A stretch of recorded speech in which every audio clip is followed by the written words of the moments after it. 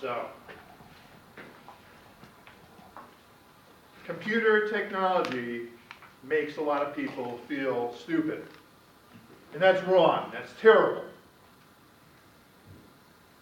I'm contest master, fellow Toastmasters, and yes, I don't know how stupid you are, but I guarantee you the computer is stupider.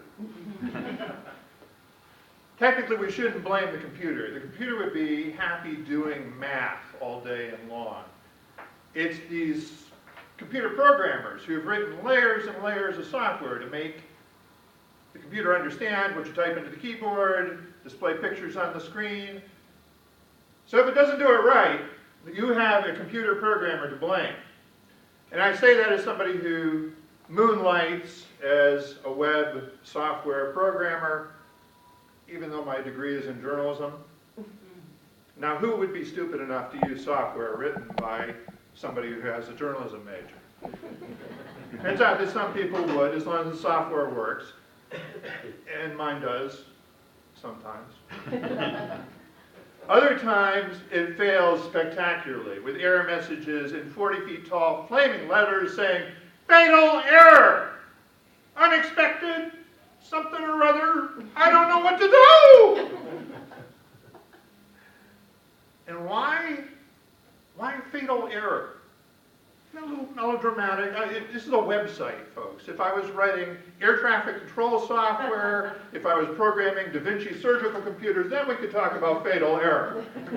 Mine should be inconvenient error. Maybe if it's on a production website, highly embarrassing error.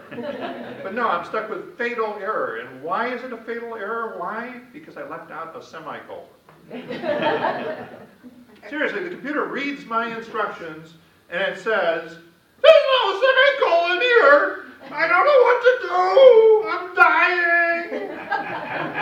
It's a combination drama queen and grammar Nazi. And I don't even really have the computer to blame, because again, the computer just wants to process ones and zeros. It's some other stupid computer programmer who wrote the computer language, who wrote the computer compiler, who decided it was a great idea to make every statement end with a semicolon. Why not a period, like a good old-fashioned sentence? Because they use the period for something else. The period is the decimal point. Remember, the computer just wants to do math. Everything else is just smoke and mirrors. Some of the smoke and mirrors just happens to be better than others. So Google, Siri, Facebook, Amazon.com, they all have their moments where they seem to understand us better than we understand ourselves. Then again, there's times when we don't believe how stupid they can be, like when Facebook tries to get us to send birthday greetings to dead people.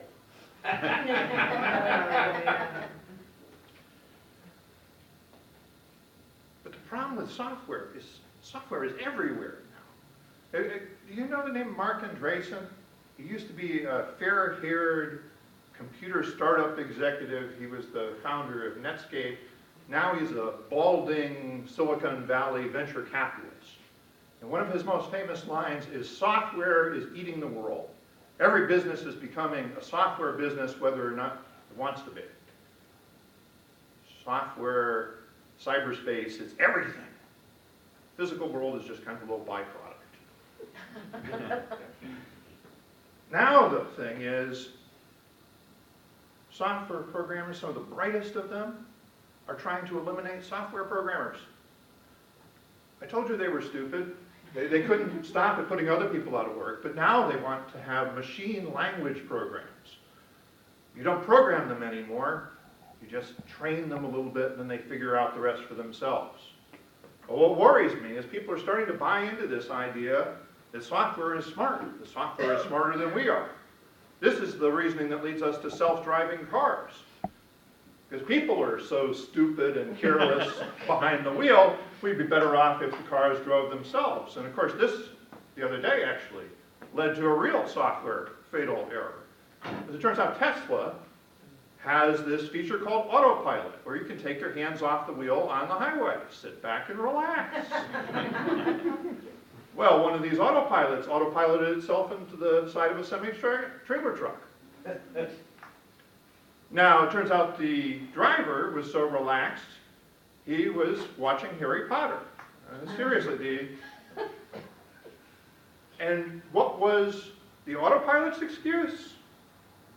Sun got in my eyes. Literally, the crash investigators were able to go back and figure out, with the bright light, the camera eyes of this computer could not tell the difference between the white truck and the glare of the road.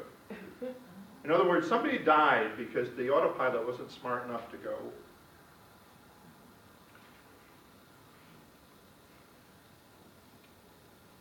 So, to be fair to Tesla, it was labeled as a beta feature.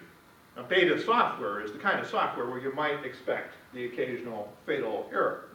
So if you take your hands off the wheel, remember to be ready to put your hands back on the wheel. On the other hand, maybe if they put in a few more semicolons, everything would have been fine. Not a contest.